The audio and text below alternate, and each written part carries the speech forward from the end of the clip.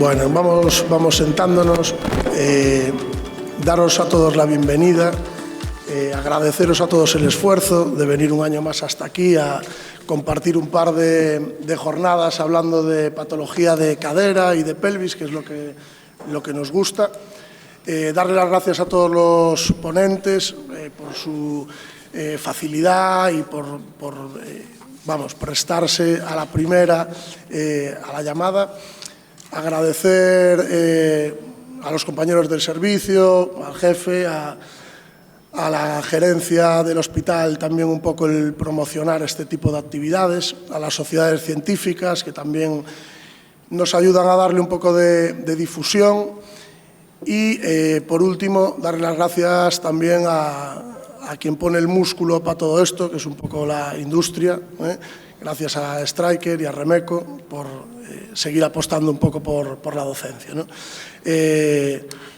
Os dejo, presento aquí al doctor Jorge Mora. Bienvenidos a todos, gracias por venir, lógicamente gracias a los ponentes por acompañarnos otro año más. El curso de pelvis ya está en su tercera edición, es una apuesta sobre todo de Iván y de Guillermo por un incremento de conocimiento, por una mejoría en la forma de tratar a los pacientes. Y la verdad es que la cirugía de cadera ha evolucionado mucho en los últimos años. Nosotros tenemos la suerte de contar con una unidad que cada vez está más centrada, ofreciendo nuevas técnicas, nuevos procedimientos. Y yo creo que dentro de Galicia es un poco la que está ayudando a que se hagan cirugías que antes no se estaban haciendo, como las osteotomías periacetabulares. Agradecer también a la unidad de ortopedia infantil, que nos permite tratar la cadera desde niños que son prácticamente recién nacidos hasta la edad adulta, darle una continuidad asistencial. Agradecer a la gerencia que está apoyando este proyecto, nos están ayudando con equipación, nos está ayudando con recursos, favoreciendo que estos cursos, este intercambio de conocimiento vaya adelante. Agradecer a Stryker, que nos está facilitando la formación, facilitando estas reuniones y es un apoyo incondicional. Y agradeceros a todos el estar aquí, ya es nuestra tercera edición de este curso y la verdad es que yo creo que es un referente dentro de Galicia, incluso componentes nacionales e internacionales, y la idea es, por nuestra parte, seguir con esta trayectoria, ofreciendo, garantizando que se le da la mejor atención posible a los pacientes. Agradecer la presencia de Luis Verde, nuestro gerente, que ahora va a decir unas palabras.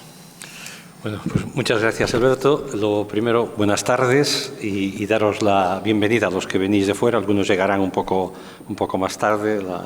Las jornadas acaban tarde de mañana y seguro que se irán incorporando otras personas. Daros la bienvenida a Coruña a los que venís de fuera y de otras áreas sanitarias. Agradeceros mucho, de verdad, que me invitéis un año más a estar aquí en este curso que organizáis, y que es, por lo que he visto ya, la cuarta edición. Esto quiere decir muchas cosas, entre ellas, lo primero, que se consolida la actividad como tal y que es de provecho, ¿no? Si la formación y las experiencias que compartís aquí no se enriqueciesen, seguramente después de la primera, como mucho, segunda edición, diríais, bueno, a esto no vamos, que hay mucho que hacer, ¿no? Bueno, yo estoy encantado de estar aquí, también de encontrarme con compañeros en los que hemos tenido ocasión de trabajar, incluso de discutir algún asunto en otros tiempos y en otros sitios, ¿no?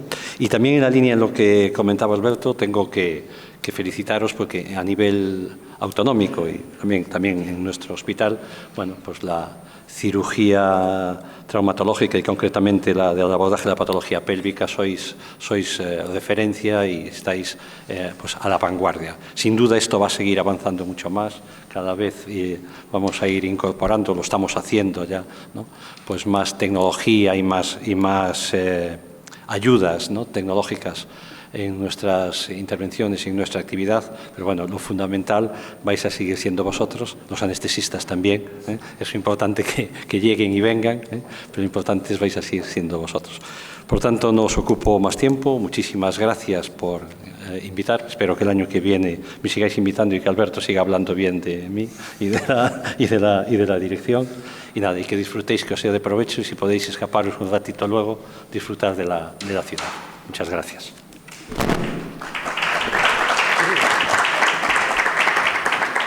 Bueno, yo quería reiterar el agradecimiento a los ponentes porque la verdad es que todos los años hacemos el curso y todos los años nos seguimos sorprendiendo de la facilidad y amabilidad con la que todos colaboráis y es la verdad es que una auténtica maravilla. Este año el curso es de un nivel un poco más avanzado, hablamos de cosas más concretas y más específicas de la gente que se dedica un poco a la cadera, en concreto a la preservación articular. Y nada, hoy el curso lo diremos en 2 bloques, el de hoy centrado en la artroscopia y el de mañana centrado en la cirugía de preservación abierta. Como siempre, hacemos otros 2 bloques dentro de cada día de sesiones con un espacio para la discusión. A medida que queráis ir haciendo preguntas, lo que va a haber, os van a poner ahora un código QR en la pantalla para que podáis hacer una fotografía y acceder a, lo pondrán ahora, acceder a una web donde a medida que se van dando las ponencias podéis ir formulando las preguntas y nosotros después como moderadores se las iremos preguntando a los ponentes, ¿vale? Si alguna pregunta también os parece interesante y la queríais hacer vosotros, se puede votar por esa pregunta, ¿vale? Y nada más, disfrutar del curso y muchas gracias a todos por venir.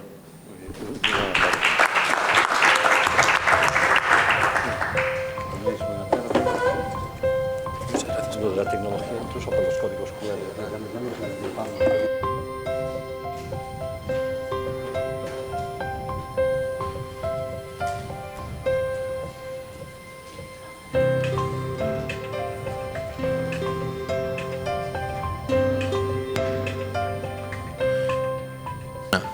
Sí, este funciona.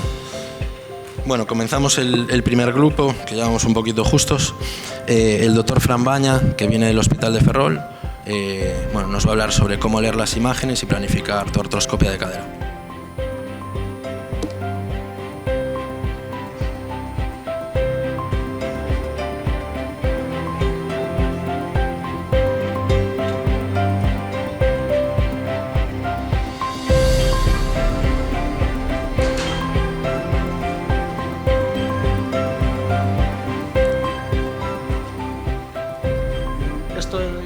Evoca mucho mi formación como residente.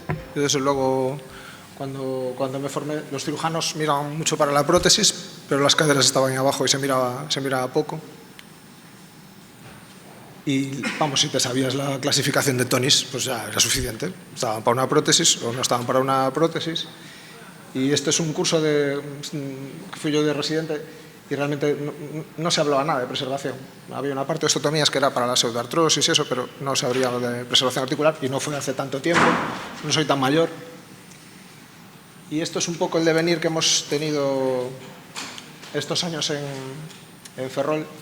En Ferrol tuve la suerte de coincidir con César y con Teresa Martínez Breijo, que tuvieron un planteamiento un poco distinto. César venía de la ortopedia infantil, y realmente yo creo que pasarse de la infantil a del adulto es como el sumo ahí de preservación articular, ¿no? De decir, pues él manejaba todo lo que nosotros no sabíamos y desde luego le dio una importancia a la hora de tener estudios de imagen, de verlos, de planificarlos, de medir, de saber qué tipo de cadera estábamos tratando, que nos cambió mucho el enfoque. Tuvimos la suerte de ir a formarnos ahí con Manel. Empezamos haciendo mini open. Pues lo contamos un poco aquí en el ámbito local, luego los que hacíamos la artroscopia pues nos resultó más sencillo dar el paso ahí a hacer el tratamiento endoscópico y bueno, estos son referentes que hemos ido teniendo ahí un poco estos años, que ha habido un boom, que cada vez se difunde más y yo creo que es muy importante que cambie un poco la perspectiva en la patología de cadera del adulto, ¿no? Y si hablamos de planificar, pues planificar es esto, ¿no? Tenemos que conocer nuestra situación de partida, saber cuál va a ser la situación que consideramos que es nuestro objetivo y ver qué recursos tenemos y organizarlos para poder llegar. Reducirlo al absurdo es un poco hacer eso. Y el problema con la planificación en base a la imagen es que en choque no se puede planificar en base a la imagen, o por lo menos no solo se puede planificar en base a la imagen, porque no toda la imagen de choque es choque, o sí, o no se sabe. Y desde luego no todos los choques aparecen con anormalidades morfológicas groseras que visualicemos, ¿no? Entonces la situación de partida es complicada. Si hablamos de la artroscopia, pues esto también es una cosa que de situación de partida deberíamos tener. Si en alguna articulación el artroscopio es un arma de destrucción, probablemente pues será en la cadera, ¿no? O sea, si hay que ser extremadamente respetuosos con el procedimiento, con la indicación, es a la hora de tratar esta patología. Y a la hora de valorar estas deformidades tenemos que entender que esto no es solo esa deformidad del fémur que apreciamos, que la cadera es todo y que cada vez empiezan a salir más publicaciones pues, avisándonos de esas combinaciones que pueden ser especialmente perjudiciales para la cadera, y habrá que ver en qué línea de tratamiento se mantiene, ¿no? Si somos más o menos agresivos a la hora de indicar. El planteamiento que hicimos nosotros de entrada fue estandarizar las pruebas de radiología simple, y eso es una cosa que es un poco básico, de que tú dispongas de pruebas complementarias adecuadas en las que poder hacer tu valoración y tu medición para que éstas sean correctas. Y eso hicimos un pequeño formulario, nos pusimos de acuerdo con los técnicos de rayos y tener unas proyecciones estándar que fueran reproducibles para todos. En base a eso, buenas APs que podamos medir, que sean reales, que no veamos cruces donde no hay cruces, o bien porque la pelvis no está en la versión correcta o porque está rotada. Y a partir de ahí poder realizar todas las mediciones que nos van a dar un criterio de la cadera que vamos a tratar, que yo creo que eso es algo que yo desde luego eché mucho de menos durante mi formación y que luego lo vi después, ¿no? Entonces, si algo hay que saber, me preocupa especialmente la cobertura, porque aunque ahora cada vez estamos de moda del tratamiento en caderas displasia borderline o incluso alguna cadera displásica y hay cirugías, tenemos que saber que los resultados van a ser menos predecibles, que van a ser pacientes peores, y yo creo que una de las claves es de en tu zona en la que tú crees que puedes resolverla a tu paciente, individualizar tú también tu indicación y hacer algo que le sea de garantías, ¿no? Hay otros parámetros que no usamos habitualmente, pero que también hay que tener en cuenta, y el FIAR pues, es un parámetro que nos habla un poco también de eso, de la estabilidad, ¿no? De si tenemos dudas, algo más a lo que agarrarnos para ver qué tipo de cadera nos estamos enfrentando. Lo voy a separar, vamos a hacer una parte de enfoque para el acetábulo y otra para el fémur proximal, y entonces realmente podríamos reducirlo un poco así, ¿no?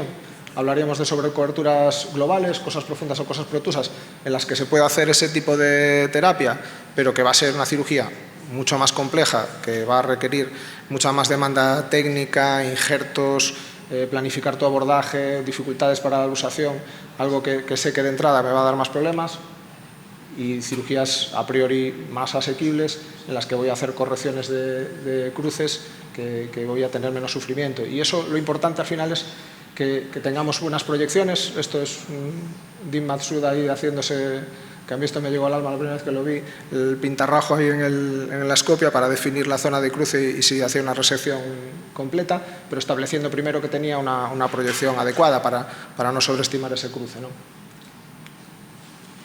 Y sobre todo distinguir que no estamos ante una retroversión acetabular, que eso puede inducirnos a error y estar tratando algo pensando que lo estamos haciendo mucho bien, quitando una sobrecobertura que no ese es el problema que tiene ese paciente, ¿no? Tenemos otros signos secundarios, calcificaciones en el labrum, los os acetabuli, y cuando vamos a trabajar con caderas que ya consideramos que tienen cambios degenerativos, pues los estudios se encargan para poder discriminar y a la hora de valorar nuestras interlíneas, tener claro si nos estamos metiendo en una cadera que no debemos. En esta línea también para valorar la cobertura, pues otra proyección que es muy importante es el perfil de Lequesne, que también nos va a dar una referencia de la cobertura anterior. Sabemos que cuando comemos delante no hacemos la misma corrección que cuando estamos comiendo medio lateralmente, y eso es una cosa que hay que tenerla en cuenta en la planificación. Y también nos puede dar información en esas caderas que son un poco límite, que a lo mejor queremos estirar la técnica y no da. Y para esa proyección, pues nosotros cambiamos de cómo empezamos a hacer nuestra disposición de quirófano inicial con el radioscopio entre las piernas del paciente, y nos cambiamos a esto, que esto es un quirófano con el doctor Cárdenas, que ya lo ponía él así, lo vimos, mira. Entonces teníamos muy buena valoración de la pared anterior, y eso es una cosa sencilla y que tienes esa alternativa para ver en esos casos que quieras hacer corrección anterior. Así queda esa distribución. Está el doctor Tey haciendo cirugía sin poste, pero con la misma distribución, ¿no? Y esto, yo aquí creo que fue la primera vez que oí el concepto de cirugía plástica del cuello femoral, en un curso también que venía Diego Collado, que dio el término ese. Y bueno, yo cirujano plástico del cuello femoral no me siento, yo me siento más tornero cuando estoy haciendo esa cirugía, porque realmente a día de hoy es una cosa muy artesanal. Entonces, no estoy de acuerdo con la doctora Rosario Capotosto, que no me parece relativamente fácil, pero bueno, sí que puede dar buenos resultados. Y en la valoración de ese fémur proximal, pues tenemos que tener claro a qué nos enfrentamos. Si es un bar, un valgo, si ya estamos visualizando esas anesfericidades tipo Kahn en la P y esos signos de la fisis horizontal, pues probablemente tengamos una deformidad de entidad. Y vamos a disponer de una serie de proyecciones axiales que nos van a dar una referencia de en dónde se sitúa nuestra deformidad en radiografía simple, que nosotros eso luego podemos reproducirlo intraoperatoriamente con la escopia. Así, pues, en distintas publicaciones se da como más sensible el DUN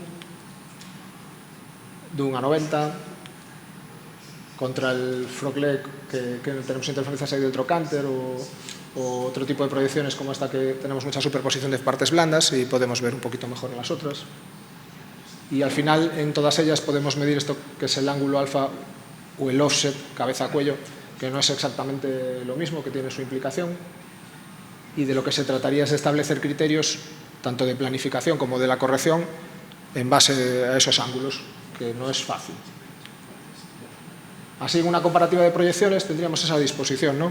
Desde ver unas proyecciones anteroposteriores en las que estamos viendo más la deformidad a nivel superior, y a medida que vamos haciendo esa flexión de cadera, pues vamos viendo ese contorno anterosuperior.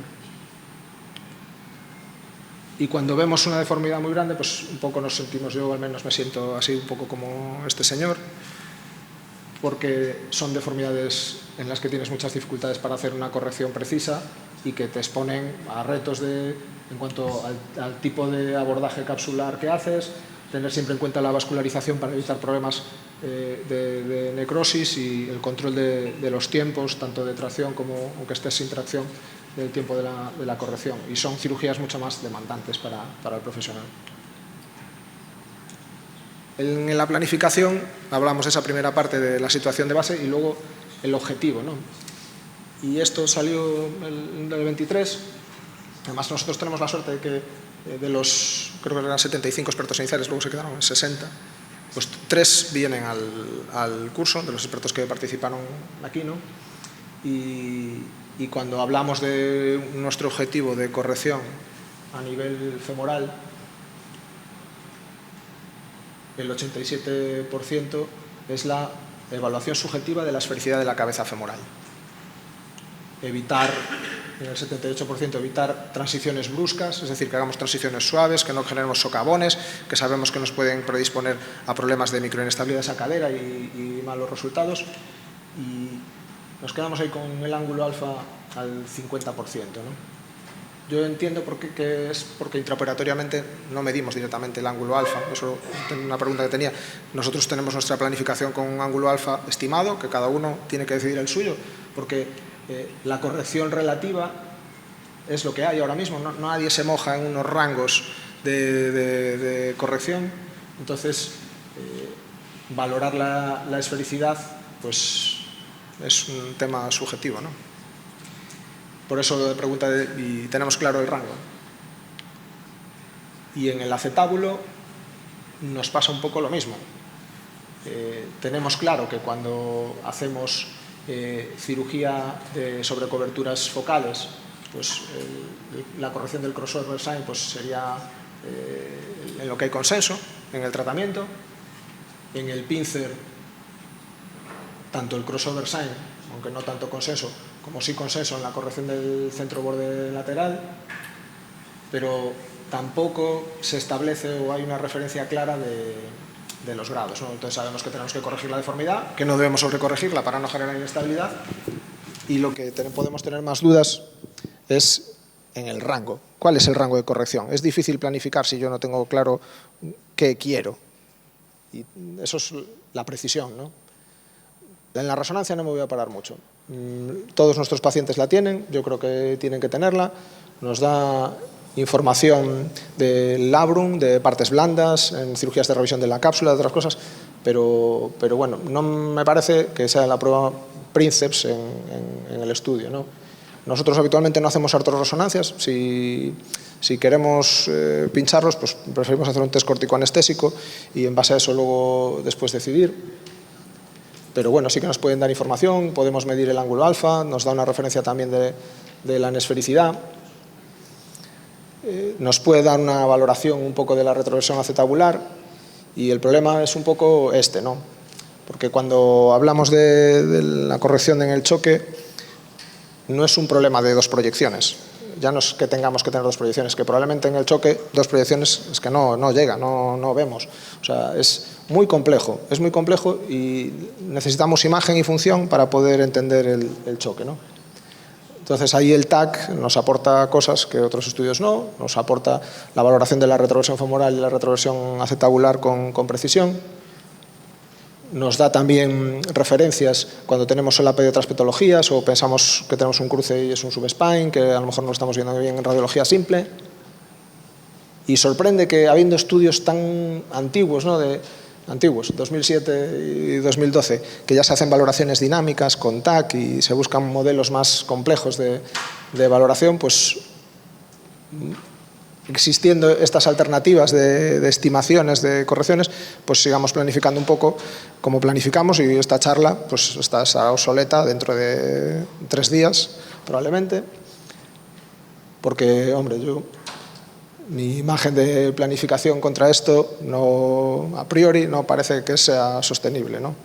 Entonces, yo creo que existiendo estos recursos, en algún momento esto dará un salto y nos facilitará la compresión, la cirugía y cómo estamos tratando a estos pacientes.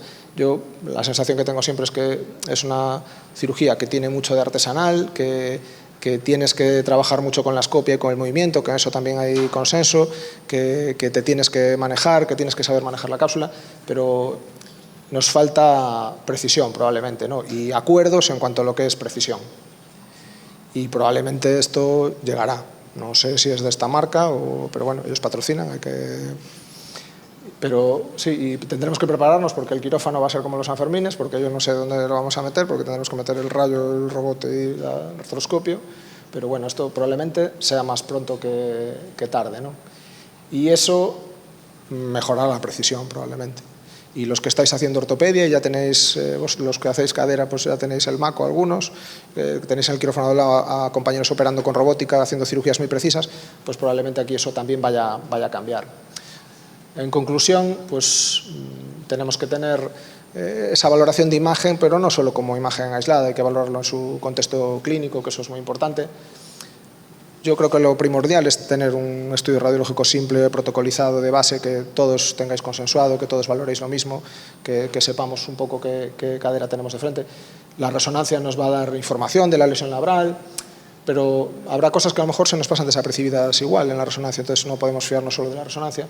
Y en casos en los que haya falta de precisión o que tengamos dudas, pues el TAC sea necesario y probablemente sea necesario en un futuro para esta integración de nuevas tecnologías, que lo más probable es que nos den más exactitud, ¿no? Y al final este curso, como otros cursos que visteis ahí, de lo que se trata un poco es de esto. La prótesis va a seguir brillando, es una cosa maravillosa, eso nadie tiene ninguna duda. Pero bueno, que no nos deslumbre, vamos a mirar un poquito más a las caderas y probablemente eso nos ayude a conseguir que alguno de nuestros pacientes o no llegue o llegue más tarde a esa situación. Gracias.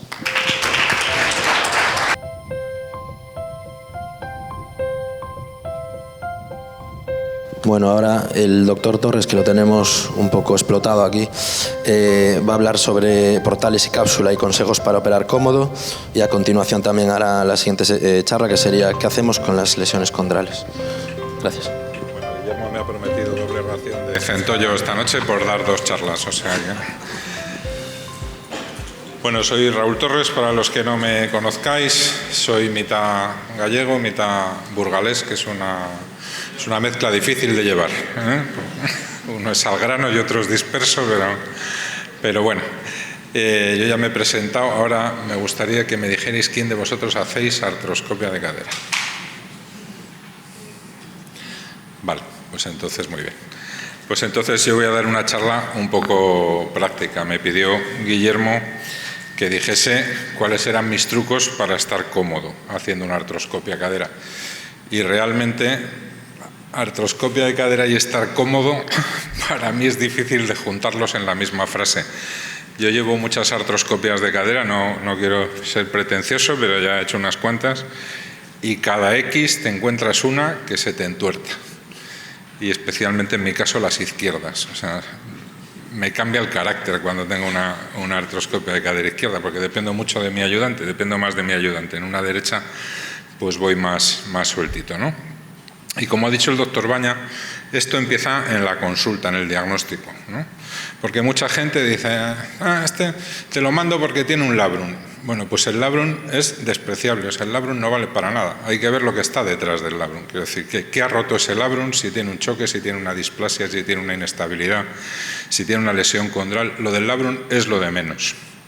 De hecho, sabéis que hay artículos que hablan de roturas asintomáticas del labrum en la población general, especialmente a partir de los 40 años, y mucha gente aquí en la radiografía esta ve un choque femoroacetabular. Bueno, pues como ha dicho Fran Baña, el choque de femoroacetabular es un concepto dinámico, no es una joroba en la cabeza del fémur, ¿no?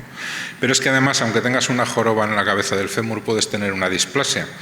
Y esto es como lo del piedra, papel o tijera, displasia gana a joroba. Entonces, para mí es más importante la displasia que el que tenga una joroba, porque si tú para quitar esta jiba femoral inestabilizas la cadera dejando una cápsula abierta, el paciente empeora, no solo no mejora, ¿no? Y esto a mí me encanta, siempre que puedo cito este trabajo, siempre que ven a cuento. Este es un cirujano que coge su curva de aprendizaje en artroscopia de cadera, sus primeros 120 casos, y los divide en 3 grupos, 40, 40 y 40.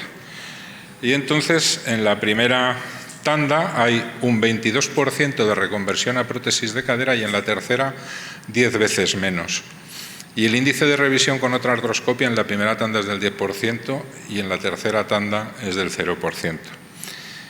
Y no es que con 120 artroscopias de cadera ya sepas operar caderas, pero lo que él dice es que lo que aprendes es a seleccionarlas en la consulta. O sea, no solo eres mejor técnicamente, sino que además en la consulta pues no se te cuelan los goles. Yo, como empecé hace mucho a hacer artroscopia de cadera, no quiero dar pistas para no revelar mi edad, pero empecé hace mucho. O sea, no tiene nada que ver lo que yo hacía hace 15 o 16 años con lo que hago ahora, ni en la consulta ni en la cirugía, ¿no?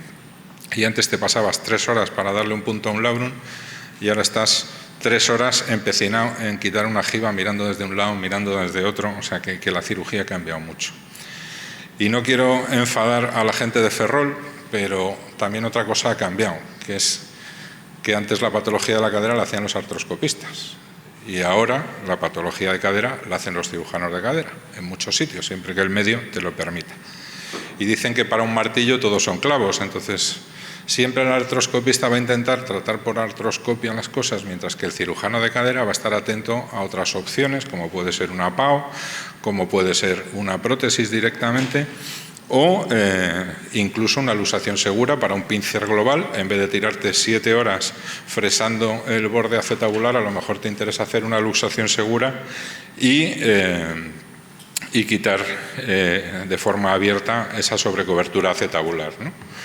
Mucha gente dice, no, tiene un pincer, no, tiene una coxa profunda, o tiene una cosa protusa, no es un pincer, ¿vale? Para mí, para estar cómodo, dentro o fuera, lo tengo muy claro, y anestesia general. Me costó, Dios y ayuda con mis anestesistas, conseguir que ya pasen, y una demanda por una lesión del pudendo también. Me costó conseguir hacer anestesia general a todos mis pacientes. También puede regular mejor la tensión y para estar cómodo empieza en la colocación. Bueno, he dicho que empieza en la consulta, pero ya en el quirófano empieza en la colocación del paciente. No es nada fácil, y el que hace artroscopia de cadera lo sabe, conseguir una buena colocación del paciente. Nosotros lo que hacemos es almohadillar las piernas y usamos, en vez de las botas de cuero que usan en muchos sitios, usamos este sistema que te permite mejorar mucho o no perder tracción comparado con la bota de cuero. Aún así le ponemos un Tensoplast y lo pongo yo en la pierna que voy a operar. Y luego hacemos la maniobra del fulcro, que sabéis que es hacer la tracción con la pierna abierta y cerrarla para hacer un vector de abducción a la vez que la tracción. Usamos, bueno, este paño transparente y lo siguiente que nos encontramos son los portales. A mí no me gusta hablar de ¿tú qué portales haces? Pues el que necesito, porque cada paciente necesita un portal y esto es algo que tenéis que aprender. Yo cuando empecé hace muchos años ayudando a mi jefe a hacer artroscopia de rodilla, joder, pues como me quedaba yo cerrando los portales, digo, si cada vez los hace en un sitio el cabrón. Y claro, es que no es lo mismo hacer portales en una rodilla para un cruzado que hacer portales para un menisco externo que hacer portales para un menisco interno. Y aquí pasa lo mismo, tú coges y das la tracción, muy bien, ya separas la cabeza del acetábulo, pero no es lo mismo que tengas planificado trabajar en el fondo del acetábulo que en la parte posterior o que en el pincel.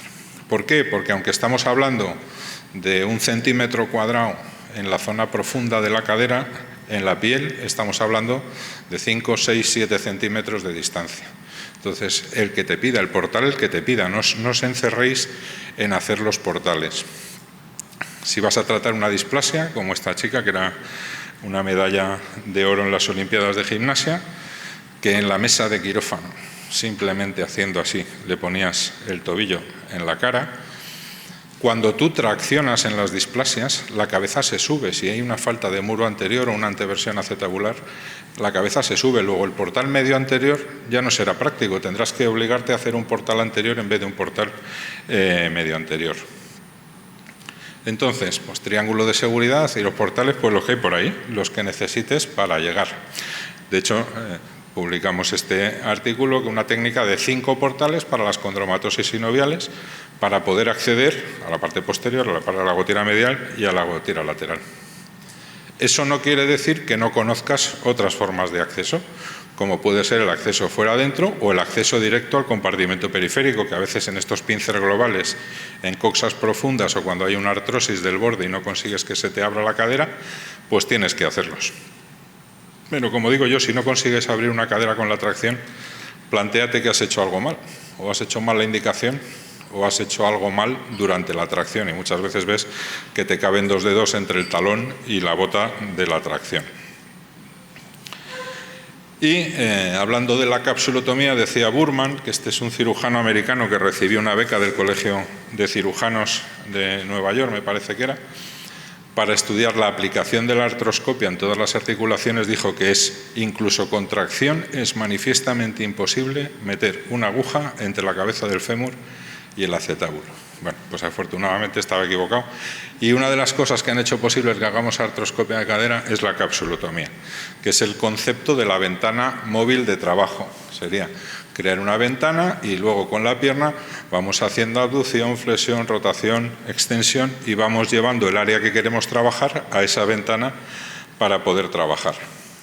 Y así podemos conseguir, aquí veis los vasos de la cara lateral, cómo están latiendo, nos vamos a la parte anterior.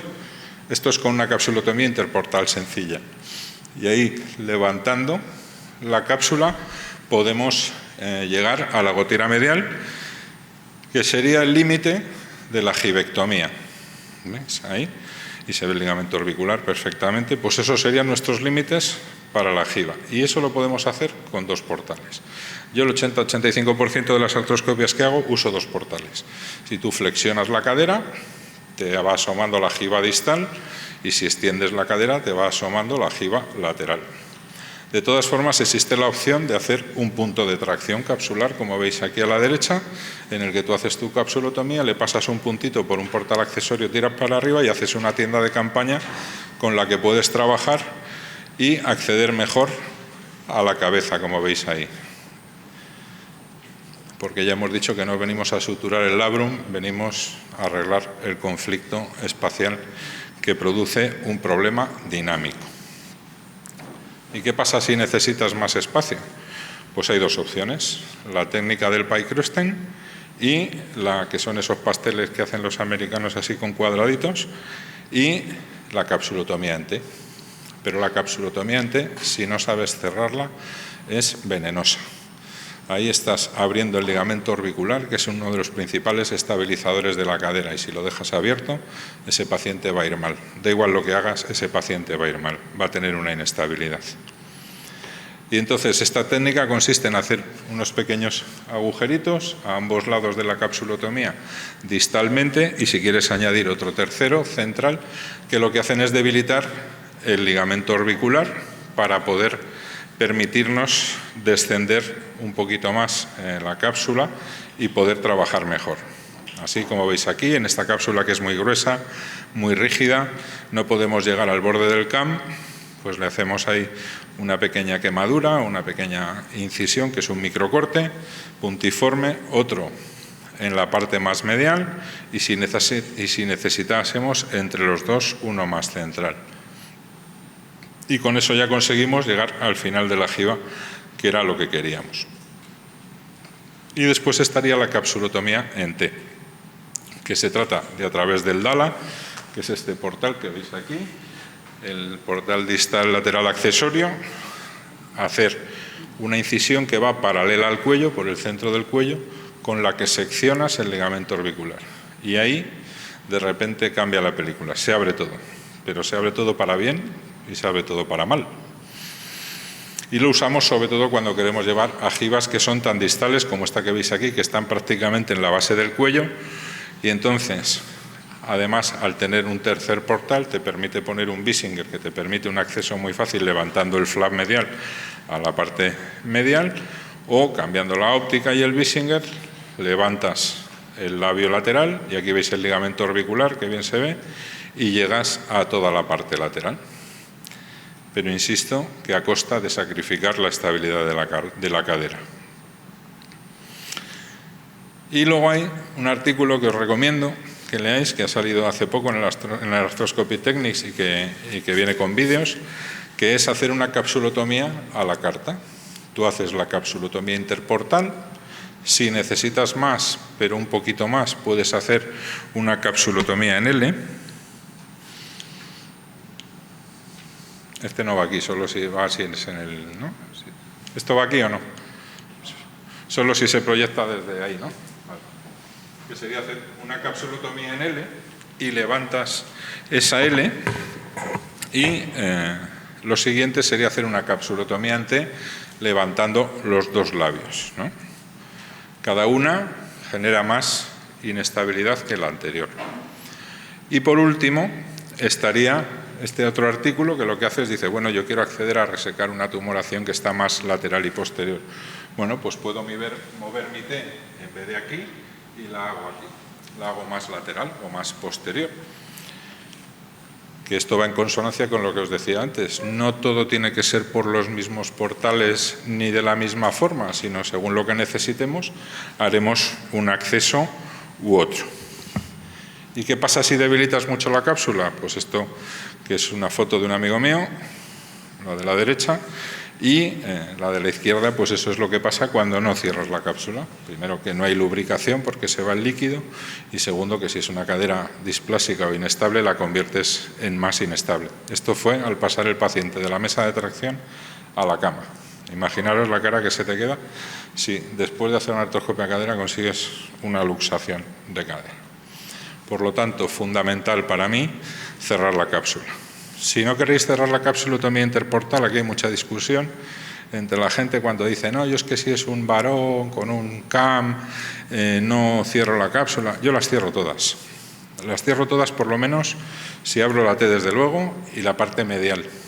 Yo lo que he visto en el posoperatorio es que mejora mucho la clínica de los pacientes. Antes los pacientes tenían un dolor en la cara anterior que decíamos que eran psoitis, que eran tal. Desde que cierras las cápsulas ese dolor ha desaparecido. No tiene nada que ver, y era el psoas rozando sobre la cabeza del fémur o el psoas pasando sobre la cabeza del fémur con la cápsula en medio, que para eso estaba. ¿Vale? Y cerrar la cápsula pues no es nada complicado. Hay un sistema, que no es porque Stryker sea el patrocinador de este curso, sino que a mí me encanta. Siempre digo que Brian Kelly tenía que, lo hemos dicho ahí en la comida, tenía que llevarse el premio Nobel, si hubiera un premio Nobel de cadera, por lo que facilita el usar el slingshot para cerrar la cápsula. O sea, se tarda 5 minutos en dar 4 puntos a una cápsula. Y es que el posoperatorio cambia radicalmente. Damos primero el punto medial y nos vamos viniendo cada vez más hacia lateral. Como conclusiones, y un poco repasando, pues las claves del éxito. En primer lugar, seleccionar bien al paciente. Si seleccionas mal al paciente, da igual lo que hagas, va a ir mal. Ponerlo bien, usar los portales correctos, hacer la capsulotomía que tú necesites para abordar el problema. Si es para darle un punto a un labrum, no necesitaré una gran capsulotomía, incluso si es displásica y no tiene ninguna deformidad en la cabeza femoral, me puedo permitir hacer 2 portales, darle un punto y marcharme. Pero la mayoría de los pacientes tienen, ahí está un 86%, un choque femoroacetabular mixto y hay que hacer algo en el acetábulo y hay que hacer algo en la cabeza del fémur. Y por último, cerrar todas las cápsulas, mejoraréis el posoperatorio de todos los pacientes y no añadiréis iatrogenia a los pacientes con inestabilidad. Muchas gracias.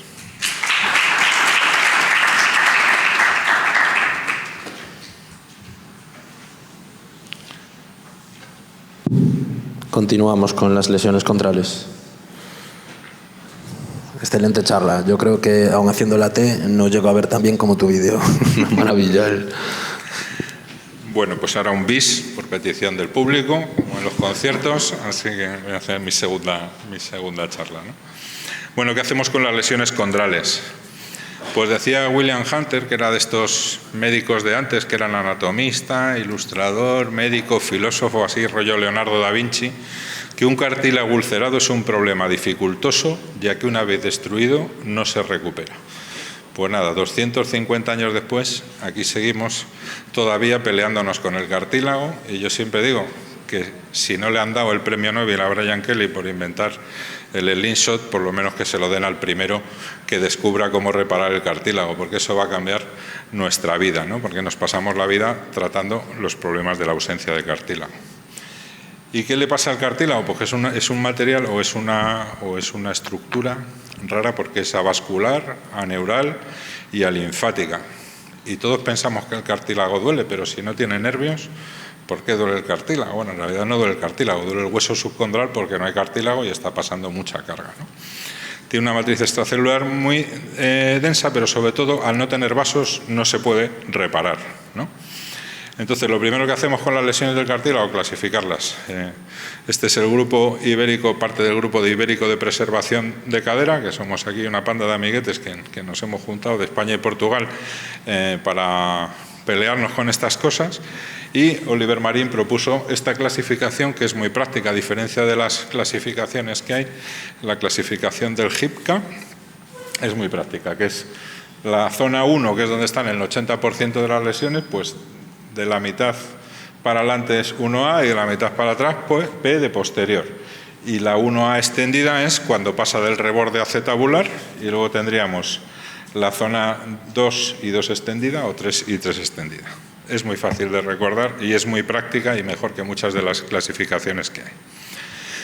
Entonces, ¿qué hacemos con las lesiones del cartílago?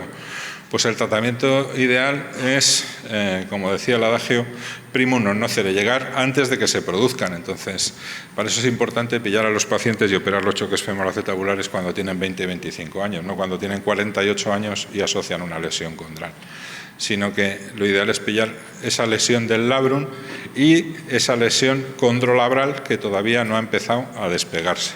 En esos casos, suturando el labrum, estabilizando el labrum y limando la jiba femoral, el pincer, lo que sea la causa, pues conseguiremos que no se produzca esa lesión condral. Otras veces pues llegamos más tarde, como en esta lesión en burbuja, donde bueno, pues ya el cartílago ha empezado a soltarse, está inestable, tenemos el labrum arriba. En estos casos, pues el tratamiento, ahí está, sería estabilizar el labrum, y yo en estas lesiones no hago nada. porque hay gente que se plantea, bueno, alguna vez le puse fibrina a ver qué pasaba, ¿no? Pero en general no hago nada. Estas lesiones, si tú limas la joroba o la jiba femoral que ha producido esta lesión en burbuja, pues por lo menos no avanzará, ¿no? Y estabilizando el labrum, pues conseguimos que por lo menos no tire de ese cartílago. Otras veces esa lesión en burbuja se ha convertido en una lesión en bolsillo. Entonces, cuando hay una lesión en bolsillo, ahí ya sí que la cosa tiene peor pronóstico. Entonces, lo que hacemos es retirar todo el cartílago inestable, dejar el hueso expuesto, quitar la capa calcárea si se ha producido. Ahí lo bueno de pillar una lesión reciente es que cuando quitas con la cureta el cartílago, el hueso sangra y lo ves que sangra un poquito. Y hay otras veces, si la lesión es crónica, que rascas y aquello es marfil puro. En esos casos difícilmente vas a conseguir algo. Hacemos las perforaciones, intentamos que sean cada 2 milímetros aproximadamente y que quede un lecho sangrante. Esto va a producir, ya que el cartílago es avascular, pues que sangre y que se forme un fibrocartílago, un cartílago de reparación. A veces, y yo en estos casos no indico una artroscopia, pero a veces se te cuela. En mi caso muchas veces viene un chaval, lesión condral en la resonancia, tienes que operarte, estoy estudiando fuera, tengo una beca en Inglaterra y al final le operas 9 meses más tarde. No es que esta lesión no estuviera en la resonancia, es que se ha ido aumentando la lesión. Entonces, pues en estos casos en los que todo el acetábulo prácticamente está pelado, pues hacemos las perforaciones igual, pero pues tendremos que añadirle quizá una aumentación biológica si nos pilla allí mismo, que es por ejemplo el BST Cargel, que lo que hace es estabilizar el coágulo de fibrina para que ese sangrado haga que se queden ahí los fibroblastos y no se diluyan en el líquido sinovial. Existen otras formas de hacer agujeros aparte del punzón, como las microfracturas o el power pick, que son mucho más cómodas para llegar a la parte más externa del cotilo, o anterior o lateral, como queráis llamarlo, menos central, en la que llegas muy bien con el punzón, pero no llegas bien con el instrumental en la parte más periférica o más del borde. Cuando hay lesiones en la cabeza, pues lo mismo, pero en la cabeza con otros punzones que tienen una angulación diferente y que te permiten hacer las perforaciones en la cabeza. Pero al final aquí nosotros no estamos tratando nada, estamos haciendo que sangre para que el paciente resuelva su problema. Ahí dependemos de su potencial biológico y de nuestra técnica quirúrgica. Lo que sí que sabemos es que estos pacientes mejoran en los scores, sobre todo a partir del 3er mes, pero también sabemos que a partir del 2º o 3er año empiezan a caer los resultados en estos pacientes, porque ese fibrocartílago no es un cartílago bueno. Y decía este artículo del Cartilage que ojalá el desarrollo futuro en la terapia basada en células, usando una matriz en 3D, haga posible un tratamiento alternativo para estas lesiones, etcétera. Vale. Pues salieron una opción que se desechó, que eran las condroesferas, que yo creo que no triunfó mucho en Alemania y se empezó a usar también en España, pero aquello desapareció enseguida. Y lo que hacemos nosotros en la Clínica Centro es la terapia celular. La terapia celular hay 2 tipos, las terapias en investigación y las consolidadas. Bueno, pues la terapia consolidada, la terapia con condrocitos, con implante de condrocitos, una terapia consolidada. Esto no es una cuestión filosófica, sino de legislación del Ministerio de Sanidad, porque ahora estas terapias se consideran medicamentos. Entonces, no todas las terapias pueden hacerlo, solo lo han hecho la producción de piel a partir de queratinocitos, el tratamiento de las úlceras corneales con las células del limbo corneal y el implante de condrocitos autólogo. Nosotros tenemos mucha experiencia y hemos ido avanzando en la técnica. Empezamos con lo que se llamaba el ACI, el MACI y ahora el Instant Centrocell o HD MACI, que es la matriz con alta densidad.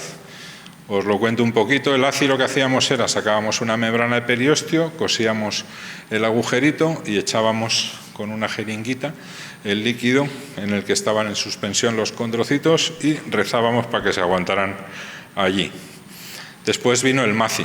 En MACI cogíamos una membrana, esa membrana le echábamos los condrocitos, la recortábamos del tamaño del defecto y con eso tapábamos el defecto. Con eso nos asegurábamos que los condrocitos no se fugaban porque estaban en la membrana apuesta a la lesión. ¿Qué ocurre? Que yo tenía toda esa membrana, sembraba mis condrocitos, recortaba mi membrana y en la que tiraba la basura pues se quedaba una gran cantidad de condrocitos. Entonces nació el HD-MACI, que es las células, o sea, el implante de condrocitos en matriz de alta densidad. Lo que hago es recorto la membrana y sobre esa membrana recortada, ahí sí que le pongo todos los condrocitos para no perder celularidad. Bueno, pues esto hicimos un estudio que está publicado en la revista esta de bioingeniería y esto son unos corderos a los que, para resumir un poco el estudio, se les provoca una lesión condral al mismo cordero y se le hace en una zona implante de condrocitos autólogos, en otra le hacemos microfracturas y en otra células mesenquimales. Y lo que veis es el grupo control arriba a la izquierda con la tinción con hematoxilina o con safranina, y este grupo de abajo a la derecha, que es el que más se parece al grupo control, sería el del HD-MACI, el de la membrana de alta densidad. Veis como en microfracturas cambia mucho y con la técnica antigua de los condrocitos mejora, pero no llega a ser la calidad de este. Bueno, pues allá que nos pusimos a hacerlo en alguna cadera y hicimos un primer tiempo en el que tenemos que tomar las muestras de cartílago y de paso tratábamos el choque femoroacetabular, cosíamos el labrum, etcétera. Y la segunda parte, en el quirófano, por luxación segura de la cabeza femoral, lo que hacíamos era recortar la membrana del tamaño del defecto y ponerlo tanto en el acetábulo como en el fémur, si había lesión en el fémur.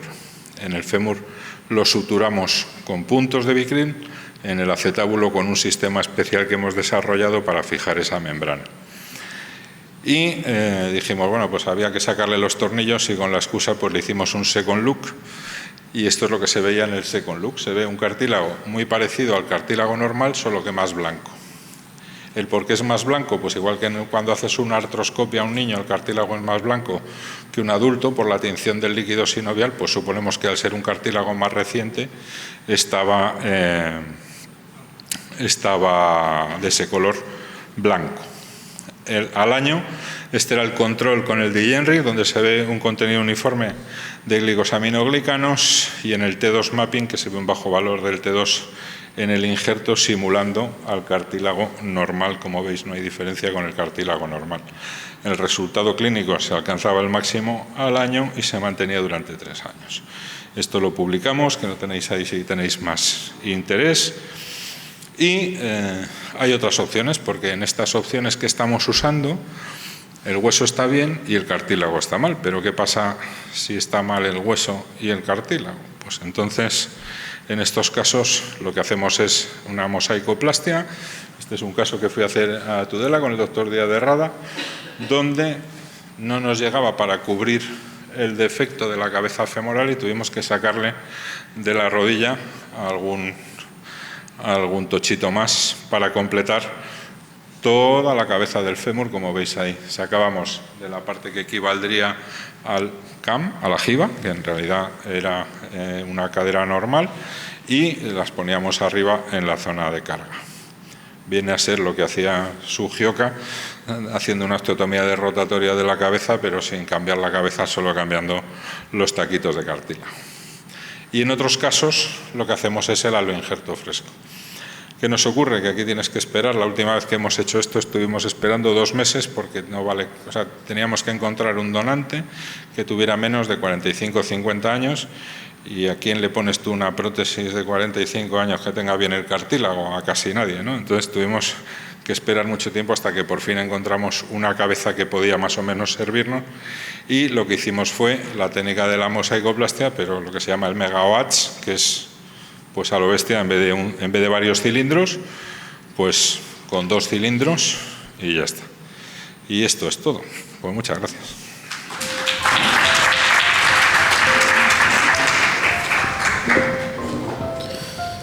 Bueno, y ahora el doctor Seijas del Instituto Cugat nos va a hablar sobre el riesgo de conversión a... ¿Dónde está? Ah, está ahí.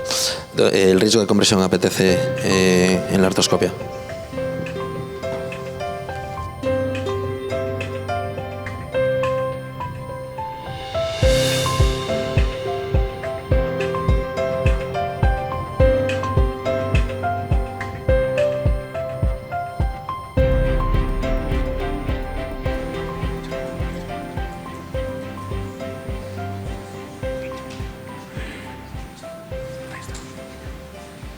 Perfecto. Bueno, buenas tardes. Gracias, Guille, a toda la organización por la amable invitación a hablar y a compartir este tiempo con nosotros, con el tema de la pelvis. Y efectivamente, vengo de Barcelona. Este es mi grupo de trabajo. Ya veis que es un grupo compartido con veterinarios en el que intentamos hacer medicina translacional de los animales al ser humano. Pero hoy vamos a hablar de cuándo falla el tubo, cuándo falla una técnica, ¿no? Y la idea es ver si somos capaces de adivinar el futuro, de ser capaces de, antes de operar a un paciente, saber cómo va a ir, que es lo ideal. Y yo creo que hoy os podemos dar algunas pistas de cómo adivinar el futuro, como decía Raúl, cómo seleccionar nuestro paciente, ¿no? Y cuando hablamos de una técnica, normalmente no hablamos que la técnica falla, no hablamos de que la osteosíntesis falla, no hablamos de que las prótesis fallan. ¿Fallan qué? Falla nuestra ejecución. Y en el tema de artroscopia de cadera, afortunadamente, como antes os has comentado, Raúl, hay un grupo muy amplio en España, el grupo JIPCA, que engloba muchos de los grandes artroscopistas en este país de cadera y donde realmente se hacen cosas muy interesantes, donde se hacen estudios multicéntricos, donde compartimos muchos datos y hay un gran peso científico, sino que muchas veces lo que falla es la indicación. Y la indicación vais a encontrar que hay pacientes que no son los adecuados para hacerles una artroscopia de cadera o que básicamente nos equivocamos nosotros a la hora de decidir que hay que hacer una artroscopia de cadera o otro procedimiento quirúrgico. Lo que los psicólogos llaman los sesgos cognitivos, que hablaremos ahora y que seguramente os reconoceréis en muchos de ellos. Porque no os olvidéis que os pasáis el día tomando decisiones. Cada día que estáis en consulta, cada día que hacéis cirugía, tomáis continuamente decisiones. A este lo opero, a este no lo opero, a este le hago esta técnica, a esta otra. Por tanto, cada vez que tomáis decisiones, determináis el camino que va a seguir el paciente. Y cuanto más sabéis, cuanto más expertos sois en un tema, nadie os corrige. Porque nadie se atreve a corregir a un experto. Y si tú tomas una decisión y te estás equivocando de forma sistemática, vas a cometer el mismo error una y otra vez. Y esto, que se llama sesgo cognitivo, está descrito hace muchos años por este señor, que es Daniel Kahneman, que hoy hace un año que murió, el año pasado justo, y es un psicólogo que le dieron el premio Nobel de Economía precisamente por describir los sesgos cognitivos en economía, macroeconomía. Y decía, cuidado, porque cuando estás en un tema que dominas, tienes un exceso de confianza a la hora de tomar decisiones, no ves o no quieres ver datos que van en contra del pensamiento que tú tienes. Cuando te viene un paciente a consulta, le voy a hacer esto, de entrada a los pocos segundos tú has decidido lo que vas a hacer, y cuidado que hay los elementos en la radiografía, en lo que te explica, que igual no casan con lo que tú estás pensando y tiendes a no mirarlos y a no verlos. Eso es un sesgo cognitivo y tenéis que tener cuidado porque todos lo hacéis, ¿vale? Yo incluido, evidentemente. Entonces, para entender bien esto, hay una cosa muy sencilla, y yo cada vez que la veo, las ilusiones ópticas, ¿no? Fijaos que hay dos líneas, son iguales. Los dos círculos que hay en el medio son iguales y yo cada vez que los veo diferentes y mi cerebro, sabiendo que son iguales, tiende a verlos diferentes. Es una ilusión óptica. Pues lo mismo pasa con las decisiones. Tenemos tendencia a equivocarnos de forma sistemática. Y para corregir esto hay una técnica que es el uso de los algoritmos de decisión. Y vosotros estáis hartos de utilizarlos y hay uno de los más famosos, que es el test de Apgar. Cuando nace un niño, se le hace color de piel, frecuencia respiratoria, frecuencia cardíaca, y en unos segundos decides si ese niño necesita que llames al anestesiólogo para lo que reanime o no, ¿verdad? Pues eso que ha salvado millones de vidas es simplemente un algoritmo de decisión sencillo y rápido. Y esa es la técnica más fácil para evitar los sesgos cognitivos. Y eso es lo que os quiero enseñar. Estamos hablando de artroscopia de cadera. Cuando yo hablo de artroscopia de cadera en mi ámbito, hablo habitualmente, o entiendo que estoy en el contexto de un síndrome femoroacetabular, un síndrome dinámico, en el cual hay un conflicto de espacio y que se genera un impacto sobre el labrum porque hay una morfología anormal y que tengo que corregir.